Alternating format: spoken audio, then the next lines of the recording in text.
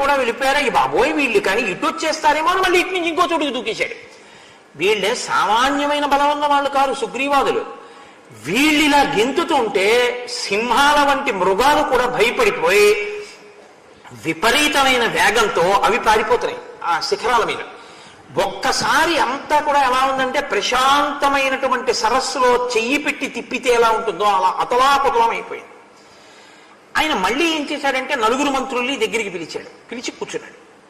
కూర్చుని ఏతం వనమిదం దుర్గం వాలి ప్రణహితౌ ధ్రువం ఛద్మనాచీర వసనౌ ప్రచరంతా విహాగతౌ. సుగ్రీవుడు చాలా కపటి. అంటే అనుమానం ఎటువైపు నుంచి వెళ్ళిందో చూడండి. సుగ్రీవుడు చెప్తున్నాడు వాలి చాలా కపటి. వాలి సుగ్రీవుణ్ణి చంపడానికి ప్రయత్నిస్తున్నాడు. సుగ్రీవుడు అన్నగారు వాలి. వాలికి సుగ్రీవుడి మీద పగ. కాబట్టి ఇప్పుడు వాలి నన్ను చంపడానికి చూస్తున్నాడు.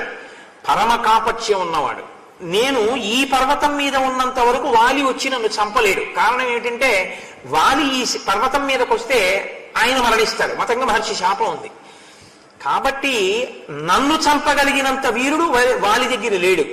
ఇప్పుడు ఎక్కడో సంపాదించాడు. ఈ మిత్రత్వంతో ఎవరినో తీసుకొచ్చాడు నన్ను చంపమని. అదిగో వాళ్లే వెతుకుతున్నారు, ఇలా వెడుతున్నారు. అది ఆయన అనుమానం. కాబట్టి ప్రచరంతా విహాగతౌ వాళ్ళు వస్తున్నారు. అటువంటి సుగ్రీవుడు, అటువంటి వాలి నన్ను మృత్యుపాలు చేస్తాడేమో. వెంటనే నలుగురు మంత్రులలో మాట్లాడినటువంటి వాళ్ళెవరూ లేరు.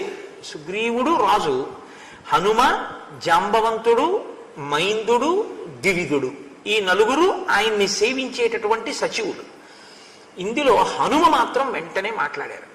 హనుమ ఎక్కడ ఉన్నారో అక్కడ బుద్ధి వైభవం ఉంటుంది.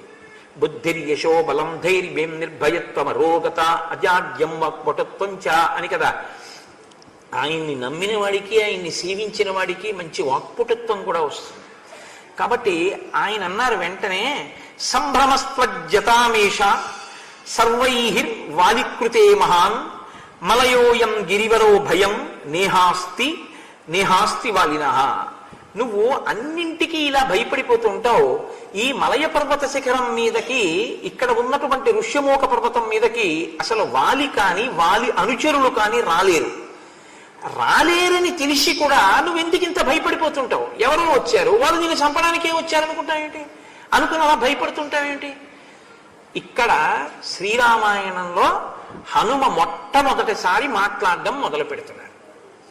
మొదలు పెడుతూనే ఆయన సాధించినటువంటి విజయం ఏమిటంటే భయంతో